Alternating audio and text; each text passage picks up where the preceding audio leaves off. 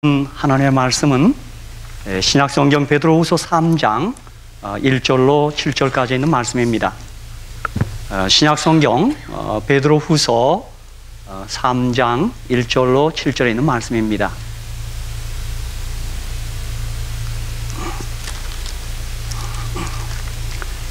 신약성경 386페이지입니다. 개역성경 신약성경 386페이지입니다. 베드로후서 3장 1절로 7절에 있는 말씀입니다. 제가 봉독하겠습니다.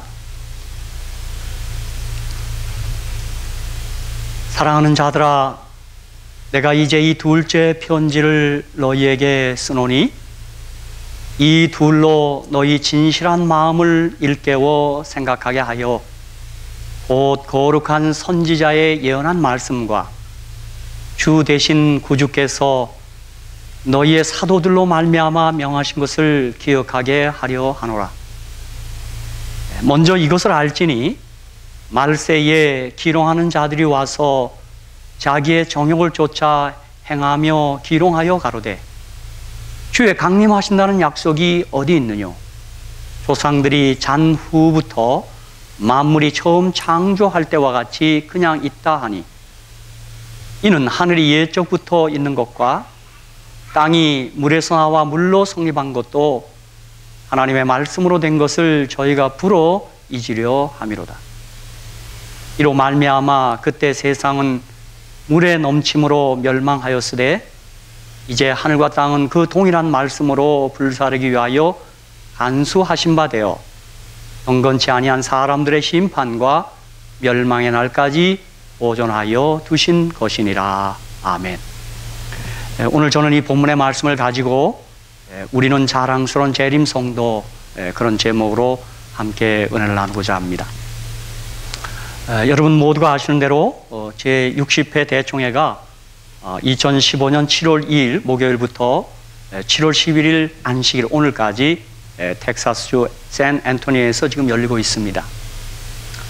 여러분이 많이 기도해 주셔서 저는 지난 안식일에 텍사스 샌앤토니에서 함께 우리 전 세계 재림 가족과 함께 예배 드리고 잘 돌아왔습니다.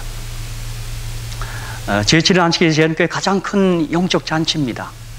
아마 지난 5년 전에 우리 애틀랜타에서 대총회 열릴 때 제가 듣기로는 우리 샬롯 교회는 그곳에 가서 함께 연합 예배를 드렸다는 얘기를 들은 바 있습니다. 그때 얼마나 참석하는지 모르겠습니다만 제가 5년 전에도 그 애틀랜타 예배 참석한 바가 있습니다. 제1회 총회는 1863년에 20명의 대표가 미시간주 배틀 크릭에서 그 총회를 가졌습니다. 당시에는 재림교회가 125곳, 우리 전체 성도는 3,500명, 안수 목사는 22명이었습니다. 152년이 지난 2015년 현재 유엔에 등록된 237개국 중 216개국에 저희 재림교회가 선교되어 있습니다. 미 성서공회가 매년 발표하는 바에 의하면 우리 재림교회가 가장 많은 나라에 선교하고 있습니다. 2위가 처치오브가 하신데 아주 보잘것없습니다. 저희하고는 워낙 격차가 있습니다. 이번에 우리 이 대총회 순서지에 발표한 바에 의하면 216개국에 우리 복음이 들어가 있고 교회는 14만 8,023곳입니다. 그리고 성도 수는 1,847만 9,257명, 이 표에도 나와 있습니다만 우리 교회는 뭐 어느 교회처럼 뭐 죽은 이들까지 다 포함해서 카운트하지 않습니다. 그리고 어린아이들 침례받기까지 그 아이들도 우리 교인에 어느 때 카운트되어 있지 않습니다. 농명책에 침례받은 자만 되기 때문에. 그래서 이 수를 훨씬 능가할 것이다 그렇게 얘기합니다. 그리고 1863년 1회 총회 때 안수 목사가 22명인데 현재는 18,846명입니다. 전 세계. 그리고 병원이 173곳, 학교가 7,579곳, 출판사가 63곳, 또 미디어 센터가 15곳, 또 식품 공장이 21곳을 가진 공동체로, 커다란 공동체로 성장 발전했습니다. 이번에 대총회 지난 안식일의 보고에 의하면 216개국 중에 168개국 우리 교우님들이 참석했다고 합니다. 그래서 한 7만 6천 명 정도가 샌앤토니에 지금 우리 재림교인들이 몰려 있습니다. 저희가 머무는 숙소에도 이게 보면 다 우리 재림교인이에요. 그리고 특이한 사실은 많은 재림 성도들 가운데 한국의 선교사로 다녀온 경험이 많더라고요. 그래서 저희만 보면 한국말 하는 겁니다. 얼마나 반갑던지요. 그래서 제 작은 믿음은 하늘에 가면 아마 한국어가 공통어가 되지 않겠나 그런 생각을 했습니다. 만나는 사람마다 그렇고, 제가 이 북미 지혜 목회자 미팅에는 이미 다 예약이 되어 있습니다. 다 우리 결혼한 합회가 다 예약을 하라고 했는데, 한 며칠 동안 있는 동안에는 숙소를 예약하지 않고 갔는데 정말 애를 먹었습니다. 뭐 우리 교인이 온 걸 그분들이 알아요. 그래서 뭐 호텔비가 부르는 게 값이에요. 뭐 마침 또 7월 4일 독립기념일이 껴서 토요일 밤에는 300불, 500불 막 그들 막 불러요. 그래서 저는 나는 아주 엉뚱한 믿음을 갖고 있어서 가서 좀 멀리 떨어져서 들어가면 되겠다 생각하고 가지 않았는데, 아이고 정말 애를 먹었습니다. 뭐 아무리 노크래도 여간 호텔비가 비싼 게 아닙니다. 그래서 한 곳 싼 곳에 들어갔더니 거긴 또 싼 이유가 있었더라고요. 냉장고에도 바퀴벌레, 자는데도 바퀴벌레가 있어갖고 중간에 또 튀어나왔습니다. 저는 그냥 좋다 그러는데 우리 같은 일행들이 여기서 못 살겠다 그래서 나는 또 헐레벌떡 나와서 거기서 또 뭐든 놓고 나왔어요. 그래서 이제 그랬지만 하나님께서 아마 우리 성도님들 기도를 많이 하신 것 같아요. 제가 이번에 보니까 밸류 플레이스라고 하는 주 단위로 하는 그런 호텔이 있더라고요. 거기를 제가 딱 닿았는데, 거기는 값도 비싸지 않고 하룻밤에 한 60불 정도로 해서 한 4일 동안도 그렇게 허락해 주시더라고요. 제가 그건 매니저한테 너무 고마워서 여러 차례 인사를 했습니다. 고맙다고 너무 고마워 했더니 저 매니저가 저만 보면 제가 인사를 잘하니까 그분이 좋아돼요. 그래서 여러분의 기도 덕에 아주 잘 다녀왔습니다. 특별히 제가 이번에 알게 된 것은 저희 교회가 캐톨릭, 동방정교회, 영국 성교회, 하나님의 성회, 오순절 하라 그러죠. 그 네 교단 다음에 5번째로 큰 교단이라는 사실을 이번에 알게 됐습니다. 이 재림교회가 정말 자랑스러운 교회입니다. 그래서 그 수적이 있어서도 비록 한 1,800만, 2,000만 이렇게 상당되지만 이 교인 수만 해도 5위입니다. 다음 5년 뒤에 미네소타에서 열릴 총회에서는 한 3위까지 좀 추월하면 안 좋겠는가 그런 엉뚱한 생각을 하게 되었습니다. 이 아침에 우리 간략한 재림교회 역사를 제가 잠깐 말씀드리겠습니다. 윌리엄 밀러, 그는 1816년 기독교인이 됩니다. 그는 회심한 뒤에 2년간 성경과 성구 사조만을 가지고 집중적으로 성경을 연구한 침례 교인이었습니다. 우리 동남부에, 미국의 동남부에 침례 교회가 꽤 많습니다. 저는 윌리엄 밀러가 침례 교인이었기에 제가 베프티스트 침례 교인을 이렇게 지나갈 때면 괜히 친근한 마음이 있습니다. 정말 침례 교회는 그 전통적으로 성경을 참 깊이 연구하는 그런 교회입니다. 1818년 그는 성경 연구 중에 다니엘 8장 14절에 맞닥뜨립니다. 그가 내게 이르되 2300주야까지니 그때 성소가 정결하게 함을 입으리라 하였느니라. 그는 다니엘 8장 14절 앞에서 성소 정결을 재림으로 해석했고 지구가 불로 정결케 되는 것으로 이해합니다. 그리고 다니엘 9장 23절로 27절에 근거해서 2300주야의 시작이 기원전 457년이고 그 끝은 1843년, 물론 뒤에 1844년으로 수정합니다. 왜냐하면 0년이라는 게 없기 때문에요. 그러므로 1818년 그는 25년 뒤에 있을 예수의 재림으로 가슴이 뜨거워졌습니다. 가슴이 다급해졌습니다. 25년 뒤에 세상 끝이 오는 것입니다. 윌리엄 밀러는 이를 혼자만 간직할 수 없어서 전하기 시작합니다.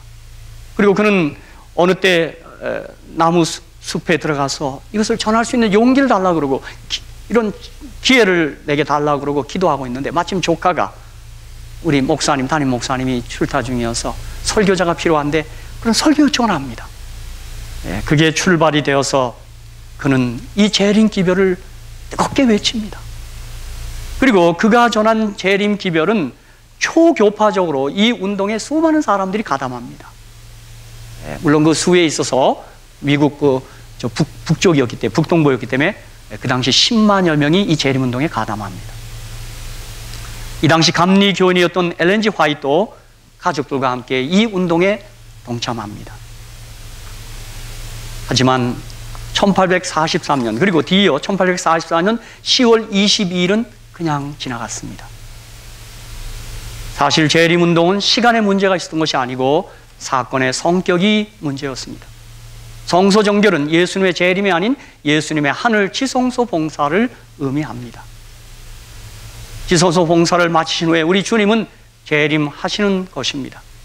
그러므로 1840년 10월 22일은 성소정결은 재림이 아니라 하늘 성소의 정결, 우리 주님의 마지막 봉사, 하늘 지성소 봉사를 뜻했습니다. 이렇게 1844년 대실망 후에 여러 교회들에서 나온 이들이 더 깊이 있는 성경 연구를 하게 됩니다. 왜 우리가 이렇게 되었는가? 그런데 예기치 않게 각 개신교에서 나온 분들이 그들이 갖고 있는 고유한 성경적 진리들이 하나로 엮어지는 놀라운 일이 벌어진 것입니다. 장로교회, 감리교회, 침례교회, 그들이 갖고 있는 아름다운 성서 진리들이 하나로 모아졌습니다. 심지어 천주교회라 하면 그들은 삼일체 교리를 나름 잘 유지해 왔습니다. 여러분, 우리가 안식일 진리만 해도 세븐스데이 배프티스트 제7일 침례교로부터 받았습니다. 침례교로부터 우리가 빚진 바 있습니다. 어쩌면 성경으로 돌아가지는 종교개혁이 홍합과 완성을 보게 된 것입니다. 재림운동의 그 자연스러운 결과가 각 개신교회가 갖고 있던 아름다운 성경적 진리들이 하나로 엮어졌습니다. 어떤 분은 안식일교회를 비빔밥교회라고 그러대요. 무슨 말이냐 그랬더니 진리들을 비벼놨대요. 그거 참 뭐 좋은 표현인 것 같지만 어떻게 보면 좋은 말이다 그랬어요. 바로 이분들이, 이 사람들이 미국을 위시해서 전 세계를 향해 성경적 진리의 완전한 회복을 기치로 선교를 다시 펼치기 시작합니다. 요한계시록 10장 11절에 저가 내게 말하기를 내가 많은 백성과 나라와 방언과 임금에게 다시 예언하여 하리라 하는 예언의 성취인지도 모릅니다. 지난 안식일에는 대통령의 총무부장인 응 목사님이 바로 계시록 10장을 가지고 설교하시더라고요. 다시 예언해서 어떤 발전이 있는 것을 그가 통계를 들어서 그 아침에 설교하셨습니다. 제가 어제 저녁에 얘기했는데, 응 목사님이 우리가 누구인가 그런 제목으로 설교했는데 그 도입 부분의 예화가 너무 웃겼습니다. 어제 저녁에도 얘기했는데 중국의 국무장관도, 그분이 중국분인가 봐요. 중국의 국무장관도 영어를 잘 못해서 여러 참모나 비서진들이 부탁을 신신당부했습니다. 총리님, How are you? 클린턴을 만나거나 How are you 하십시오. 그게 인사입니다. 근데 그만 깜빡 잊어버렸어요. 클린턴한테 Who are you? 그래 버렸어요. 클린턴이 너무 놀랐습니다. 갑자기 왜 엉뚱한 Who are you? 그래서 힐러리 남편이라고 대답을 했습니다. 그러면서 그가 Who are you로 물어봤기 때문에 다시 물어봐. Who are you? 너 누구냐 물어봤어요. 그랬더니 Me too 그랬어요. 그것도 I'm fine 하면 Me too라 그랬거든요. 그래서 클린턴이 아주 다 뭐 그런 얘기를 하면서 중요한 사실은 세븐스데이 어드벤티스트 우리는 누군가 그런 내용으로 설교를 이렇게 진행해 나갔습니다. 저는 그 예화를 들으면서 그게 한국에서도 있었습니다. 우리 김영삼 대통령 때문에 뭐 온갖 일화들이 많았습니다. 뭐 그러니 조금 발음도 좀 이상해서 뭐 제주도에 가서는 제주도를 관광왕국을 만든다는 걸 발음을 잘못해서 관광왕국을 만든다 그래갖고 뭐 그런 일화서부터 뭐 외국 수반을 만들 때는 어떻게 하라 뭐 그런 이야기들이 좀 있었는데, 그 중국 사람도 우리랑 비슷한 예화가, 내가 그런 생각을 총회 예배장에서 한 일이 생각이 났습니다. 1863년 당시 3,500명이던 사람들이 지금은 1,800만 명이 된 것입니다. 저는 대총회장에서 우리 재림교인을 만날 때마다 제가 왠지 저는 한 분을 잘 압니다. 이분들이 하늘에 가서 영원히 같이 살 사람이다. 그 생각할 때마다 얼마나 반가운지요. 우리 모두가 하늘에 가서 영원히 살 사람들이 아닙니까? 그렇죠? 난 그게 그 대총회장이 제게 던지는 감격입니다. 이분들이 우리가 평생이 아니라 영원히 같이 살 사람들인 거죠. 그런데 1844년으로부터 16년 뒤 1860년 교회는 우리 교회의 재산을 보호하기 위한 법인 등록 때문에 교단의 이름이 필요했습니다. 저희 교회는 초기에 이 조직하는 거며 이런 것들을 꺼려했습니다. 이 바벨론이 된다 그래서 제일 처음엔 다 모든 걸 꺼려했습니다. 허나 교인이 증가하면서 이 교인이나 재산을 보호하는 일이 필요해졌습니다. 당장에 이 법인 혹은 종교법인의 이름이 필요했습니다. 당시 여러 이름들이 제시되었는데 그 가운데 가장 많이 거론된 이름이 Church of God, 또 두 번째가 Seventh Day Adventist였습니다. 바로 그 둘 중에 하나를 채택한 게 지금 우리가 쓰고 있는 Seventh Day Adventist입니다. 이걸 좀 우리 한국은 또 제7일 안식일 예수 재림교회라고 해서 깁니다. 처음에 교회 오신 분들은 이걸 잘 모르더라고요. 왔다 갔다 해요. 차라리 좀 직역해서 제7일 재림교회를 했으면 좀 기억하는데 좀 쉽지 않았을까 하는 생각도 하게 되는 것입니다.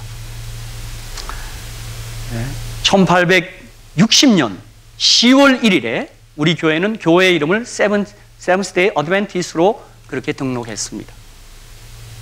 Seventh Day Adventist, 본 교회의 이름이 우리 믿음의 특성을 잘 나타낸다고 하나님의 종 엘렌 화이트는 얘기했습니다. 교회 증언 1권 224페이지에서 화이트 부인이 이렇게 얘기했습니다. 제7일 안식일 예수 재림교 Seventh Day Adventist라는 명칭은 우리의 믿음의 특성을 눈에 띄게 나타내주고 의아한 마음을 가진 사람들에게 확신을 줄 것이다. 주님의 전통에 상한 화살처럼 그것은 하나님의 율법을 범한 자들에게 상처를 주고 하나님께 회개하고 우리 주 예수 그리스도를 믿는 믿음을 갖게 해줄 것이다. 그랬습니다. 그래서 우리 미국에서는 어드벤티스트라 그럽니다. 줄여서 어드벤티스트. 또 우리 한국에서는 안식일 교회 그렇게 얘기합니다. 어떤 분 그것까지 줄여서 안식교회라고 그러대요. 안식교는 좀 잘못된 겁니다. 안식교는 안식향 그런 하와 기운은 있어도 안식교는 없습니다. 또 가만히 생각해 보면 참 이름이 좋은 것 같아요. 우리 안식이 없는 세상에 우리가 안식을 주는 교회다. 뭐 그런 생각을 하게 되는 것입니다. 저는 이 Seventh Day Adventist 우리 교회 이름에 대한 제 나름대로 어떤 자부심이 있습니다. 이유는 이 명칭 속에 개신교인 본교회가 일반 개신교회들과 대부분의 신조를 같이 하고 있지만 특징이면서 다른 점이기도 한 성경 진리의 일부를 이 이름이 담고 있습니다. Seventh Day Adventist. 그게 우리의 특별한 진리를 담고 있는 것입니다. 첫 번째, 제7일 안식일이 바로 그것입니다.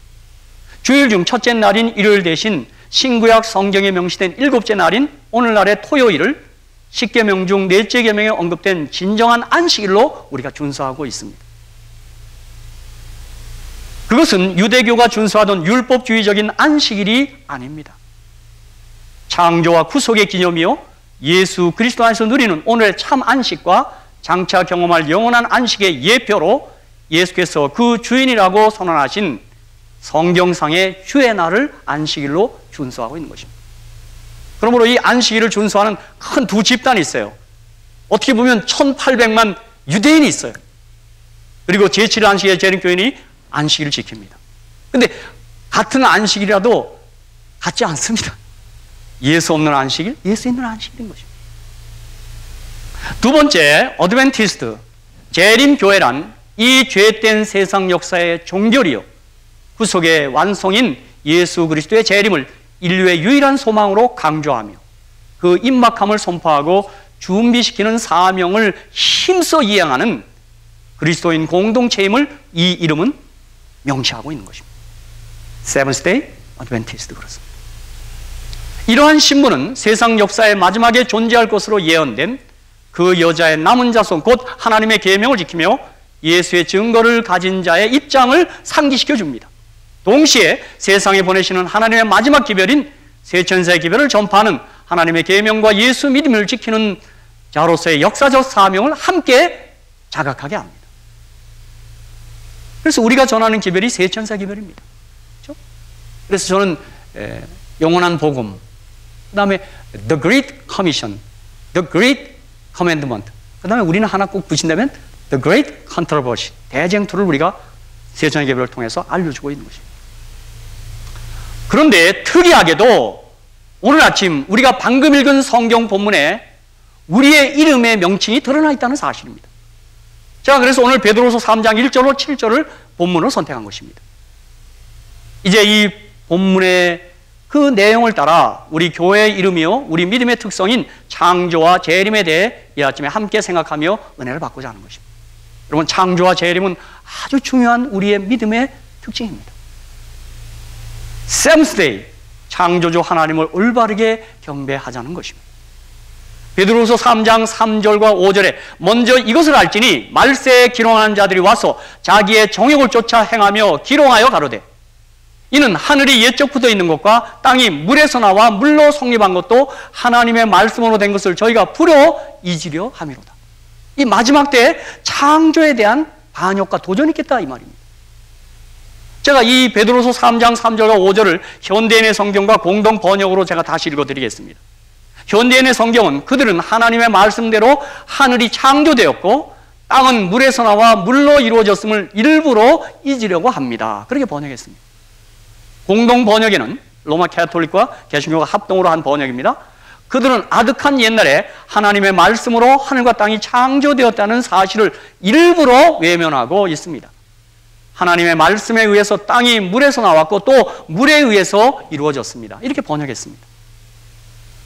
즉 말세가 되면 창조 사실을 사람들이 거스리고 거역한다, 그렇게 나옵니다. 이 예언입니다. 그런데 우리 교회는 바로 창조를 강조하고자 세븐스 데이, 바로 그렇게 해놓은 것입니다. 하나님께서 말씀으로 천지를 창조하셨습니다. 그리고 하나님께서는 너희가 이 사실을 믿는 믿음의 표로 너희는 제7일 안식일을 구별하여 기억하여 거룩히 지키라고 우리에게 명하셨습니다. 여러분이 아는 대로 저는 주머니에 이렇게 지구본을 하나 넣어가고 다니는데 이게 이제 7일 동안 이게 만들어졌습니다. 여러분, 참, 이 창조 과학자들의 이야기에 의하면 지구는 하나의 점도 안 됩니다. 우주에 비하면. 이 땅을 주님이 가장 아끼고 사랑하십니다.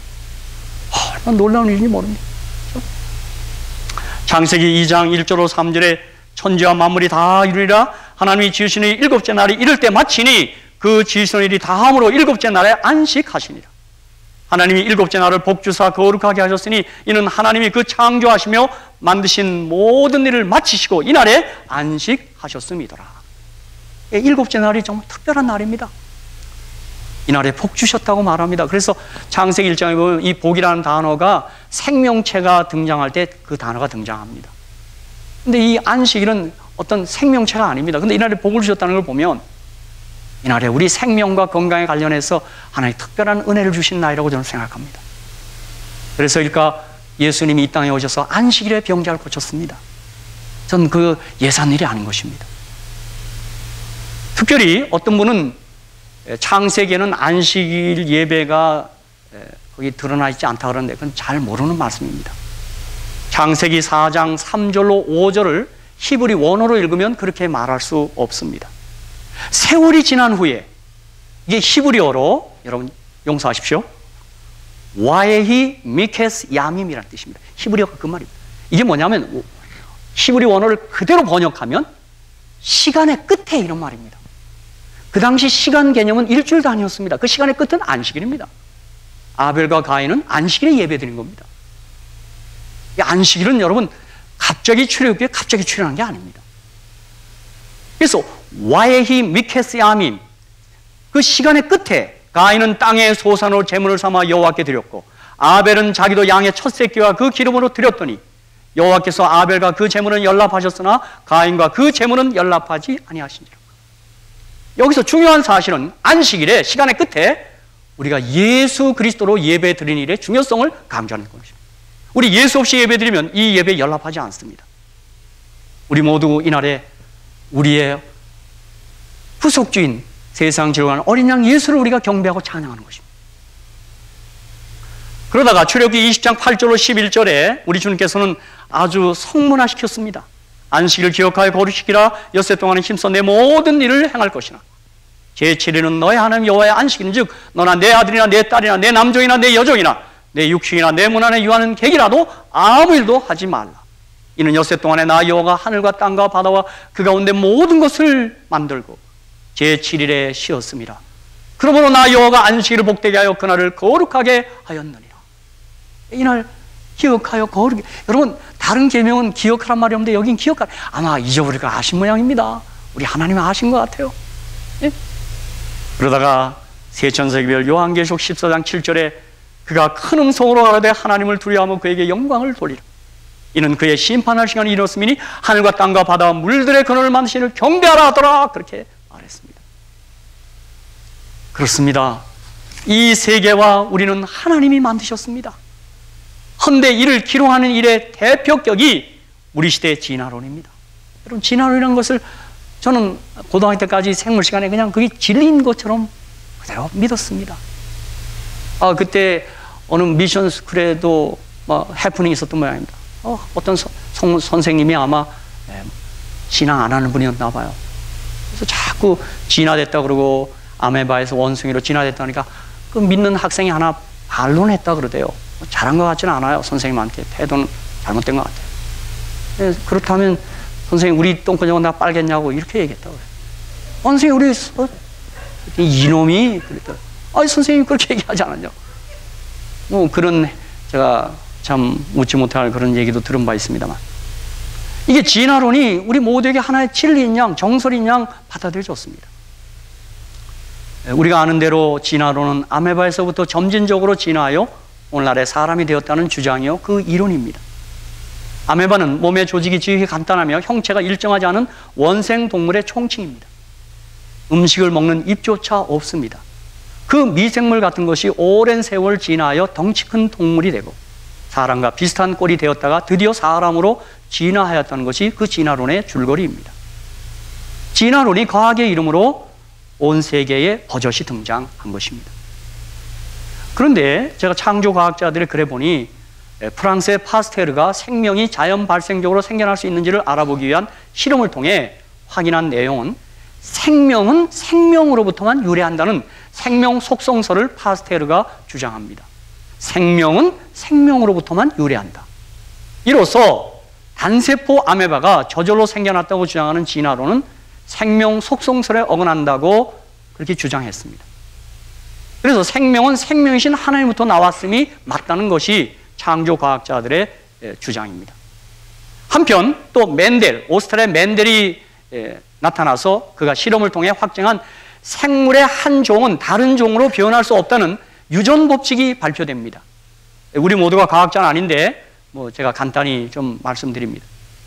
맨델의 유전 법칙에 의하면 원숭이가 사람이 될 수 없으며 파충류가 포유동물이 절대 될 수가 없다는 것입니다. 그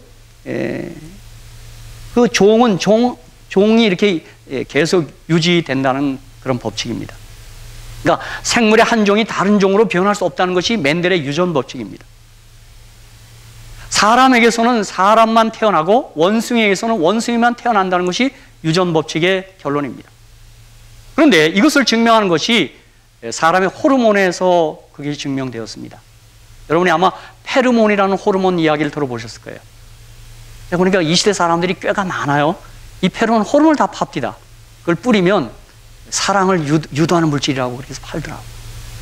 그런데 본래 이 페르몬은 생명 신호 전달 물질 호르몬입니다. 이제 이걸 우리는 좀 이 동물들 세계에서 암내라 그럽니다. 쉽게 예를 들면 암캐가 풍기는 암내는 숙회들만 맡을 수 있답니다. 실험을 해봤습니다.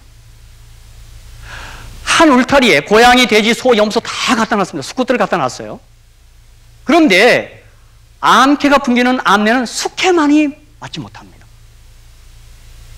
이 페르몬 호르몬의 이 정체는 모든 동물들이 다른 종으로 변화될 수 없다는 결정적 증거라는 것입니다. 암내는 숙회들만 맡을 뿐 다른 짐승을 전혀 맡지 못합니다. 이 사실은 모든 동물의 완벽한 고유성을 입증하는 것으로 하나님이 처음 생물을 만드실 때 각기 종류를 만드셨음을 뒷받침하는 것이라는 그런 주장입니다. 사람 냄새도 누가 맡아요? 사람 맡아요. 혹시 아무리 멋있는 여성이 있어도 원숭이가 킁킁거리면서 달려오지 않습니다. 이 진화론은 과학적으로 명백하게 틀렸습니다. 그렇죠? 그러므로 사람은 절대로 저절로 진화된 것이 아닌 생명이신 하나님의 창조라는 것입니다. 생명만큼은 하나님의 전유물입니다. 그렇죠? 바로 이 사실을 고백하는 것이 제7일 안식일을 기억하여 거룩히 지키며 주님을 경배하는 것입니다. 시편 95편 6절 우리 다 같이 함께 고백하는 마음으로 다 같이 한번 읽겠습니다. 저는 참 시편 95편 6절이 얼마나 참 감동적인 성경절인지 한번 다 같이 한번 읽겠습니다. 시작. 오라 우리가 굽혀 경배하며 우리를 지으신 여호와 앞에 무릎을 꿇자. 아멘. 예, 그분 앞에 우리가 생명이신 그분 앞에 우리가 경배하고 무릎을 꿇는 것입니다. 사랑하는 성도 여러분, 제1계명에서 제4계명에 기록된 대로 창조주를 올바르게 경배하는 아름다운 공동체가 제7일 안식일 예수 재림교회입니다. 믿으시죠? 바로 그 교회입니다. 우리 자랑스러운 교회입니다.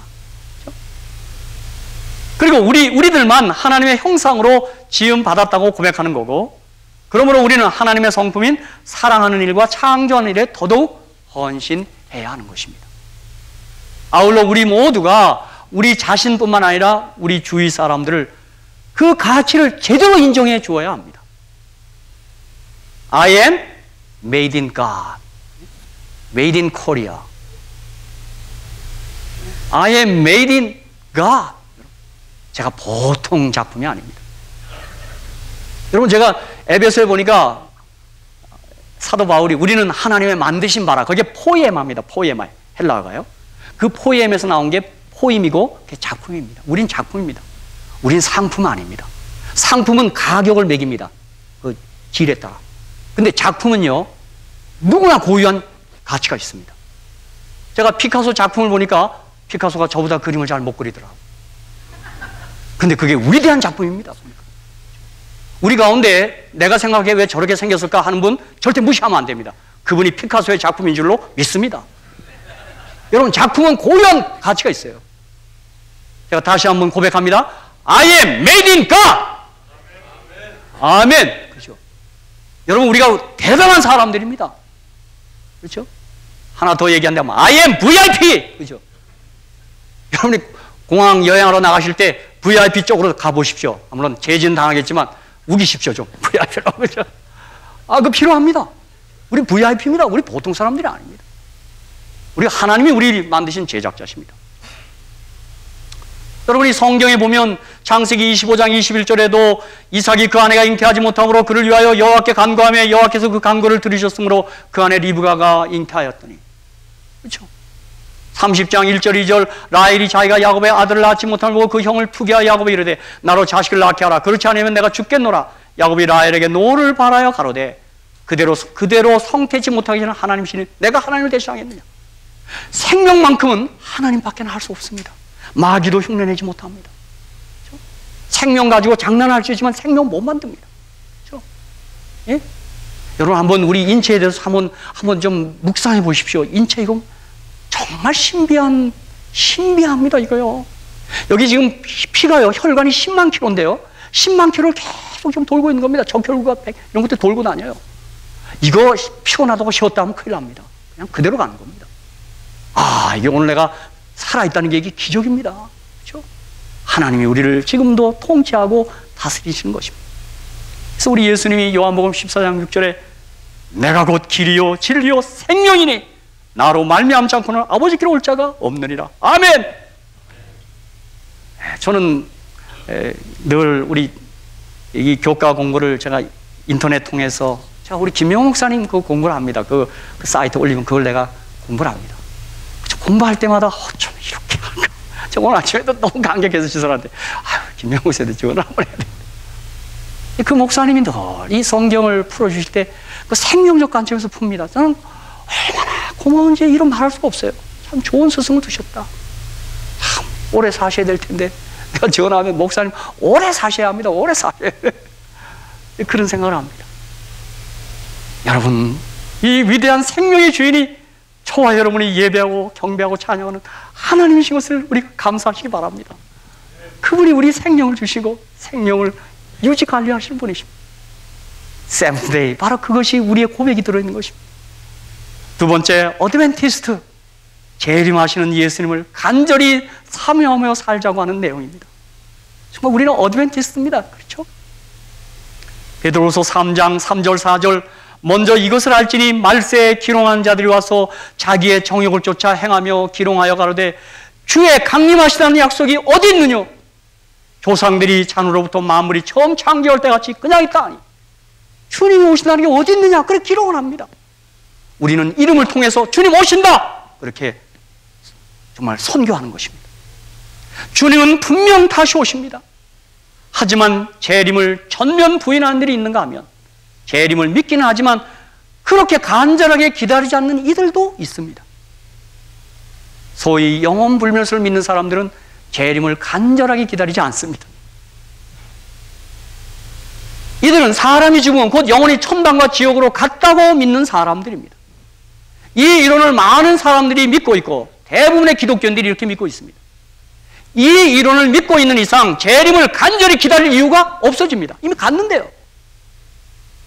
이미 영원의 천국에 가 있는데 그리 간절할 필요가 없어진 것입니다.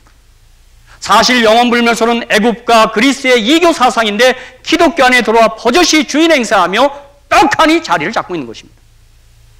우리는 어드벤티스트 이름 안에 재림과 부활을 우리가 힘껏 고백하고 강조하는 것입니다. 기독교는 부활과 재림을 믿습니다. 그 부활은 재림시에 있으며 우리가 천국에 들어가는 것도 재림시에 들어가는 것입니다. 죽자마자 아닙니다. 재림 때인 것입니다. 그 근거 성경절이 요한복음 14장 1절로 3절입니다. 여러분, 우리 요한복음 14장 1절로 3절은 재림의 허락으로 우리 재림 교인들은 다 암송하고 있습니다. 너희는 마음에 근심하지 말라. 하나님이 또 나를 믿으라. 내 아버지 집에 거할 곳이 많도다. 그렇지 않으면 너에게 일렀으리라. 내가 너희를 위하여 처소를 예비하러 가노니 가서 너희를 위하여 처소를 예비하면 내가 다시 와서 너희를 내게로 영접하여 나 있는 곳에 너희도 있게 하리라. 아멘. 영원 물면서는 이 성경절에 비추어서 틀렸습니다. 주님이 다시 와서 우리 데리고 가는 겁니다. 우리는 재림을 사모합니다. 우리의 사랑하는 사람들이 이미 잠든 분들이 있습니다. 그들이 보고 싶은 것입니다. 여러분, 저는 최근에도 어떻게 우리 연장로님 통해서 그 정인관 선생님 알게 됐고, 우리 김은정 장로님, 좀 안타깝지만 그분들을 먼저 우리 잠드는 일이 있었습니다. 저는 저희 어머니와 어머님도 몇 년 전에 잠들었습니다. 어느 때 그분들이 보고 싶을 때 나는 재림이 기다려지는 것입니다. 아멘. 주 예수여 오시옵소서. 여기 데살로니가서 4장 13절로 18절에도 형제들아, 자는 자들에 관하여는 너희가 알지 못함을 우리가 원치 않으니 이는 소망 없는 달인과 같이 슬퍼하지 않게 하려 함이라. 우리가 예수에 죽었다가 다시 사신 부활을 믿을진대 이와 같이 예수 안에서 자는 자들도 하나님이 저와 함께 데리고 오시리라. 우리가 주의 말씀으로 너에게 이것을 말하노니 주 강림하실 때까지 우리 살아남아있는 자도 자는 자보다 결단코 앞서지 못하리라. 주께서 호령과 천사장의 소리와 하나님의 나팔로 친히 하늘로 쫓아 강림하시니 그리스도 안에서 죽은 자들이 먼저 일어나고 그 후에 우리 살아남은 자도 저희와 함께 구름 속으로 끌어올려 공중에서 주를 영접하게 하시니 그리하여 우리가 항상 주와 함께 있으리라. 그러므로 이 여러 말로 서로 위로하라. 여러분, 이 말씀 보십시오. 영원불멸은 거기 없습니다. 우리 주 안에 잠들어 있는 겁니다. 죽은 자들이 그때 재림 때 일어나는 것입니다. 그래서 우리가 재림과 부활이 우리의 정말 최대 소망입니다. 이번에도 우리 대총회장에서 종종 부르는 찬미가 그겁니다. 우리의 소망 불타오르네 주님의 재림의 소망. We have this hope. 그 찬미를 우리가 만든 건데 그 찬미를 우리는 우리 재림교는 다 마음이 통합니다. 그 재림이 얼마나 간절히 사모되는지. 그렇죠? 특별히 이 재림과 관련해서 사도 베드로는 우리의 본문 이어서 8절로 13절에 어떻게 살아야 하는지에 대해서 자세히 얘기해놨습니다. 사랑하는 자들아, 주께는 하루가 천년 같고 천년이 하루 같은 이 한 가지를 잊지 말라. 주의 약속은 어떤 이에 더이다고 생각하는 것이 더딘 것이 아니라 오직 너희를 대하여 오래 참으사 아무도 멸망치 않고 다 회개하기에 이르기를 원하시니라. 그러나 주의 날이 도적같이 오리니 그날에는 하늘이 큰 소리로 떠나가고 체질이 뜨거운 물에 풀어지고 땅과 그 중에 있는 모든 일이 드러나리로다. 이 모든 것이 이렇게 풀어지리니 너희가 어떠한 사람이 되어야 마땅하뇨. 거룩한 행실과 경건함으로 하나님의 날이 임하기를 바라보고 간절히 사모하라. 그날에 하늘이 불에 타서 풀어지고 체질이 뜨거운 물에 녹아지려니와 우리는 그의 약속대로 의에 거하는 바 새하늘과 새 땅을 바라보도다. 여러분, 우리 재림교회는요, 전 세계에 모인 재림교회는 보기만 해도 알겠어요. 옷도 딱 알아요. 옷도 어떻게 입는지 딱 나타나요. 얼굴 색깔이 비슷해요. 저 야채만 많이 들어간지 약간 누렇습니다. 그냥 거의 비슷해요. 아, 특이해요. 그분이 남미에서 오시든 아프리카 오시든 우리 같은 식은 걸 딱 느끼겠어요. 통해요, 뭐가 통해. 그죠? 그리고 재림 찬미 부르면 같이 다 가슴이 뜨거워져요. 그죠? 어드벤티스트. 사랑하는 성도 여러분, 우리 교회가 탄생하면서 세븐스데이 어드벤티스트 제7안식일 재림교회의 이름을 채택한 것은 어쩌면 사도 베드로의 예언을 따라 말세에 재림 직전에 일어날 진리에 대한 거센 반발을 분연히 떨치고 귀중한 성경역기를 회복하고 개혁하라는 사명을 따라 된 것이라고 저는 믿습니다. 베드로는 말세에 창조를 기록하고 재림을 기록하는 일이 있을 거라 그랬습니다. 그것에 우리는 거스르기 위하여, 딱 지키기 위하여 세븐스데이 어드벤티스트로 이름을 만든 것입니다. 우리 모두 그 이름에 걸맞은 창조와 재림을 진실로 믿는 자랑스러운 안식일 성도, 자랑스러운 재림 성도들이 되어주시기를 이 아침 주님의 이름으로 간절히 축복합니다. 우리는 정말 자랑스러운 재림 성도입니다. 그렇죠? 이제 우리 마치는 자미는 175장, 그렇죠? 우리 한번 재림을 사모하는 마음으로 한번 부르고 이제 같이 기도하겠습니다. 우리 다 같이 일어나셔서 정말 175장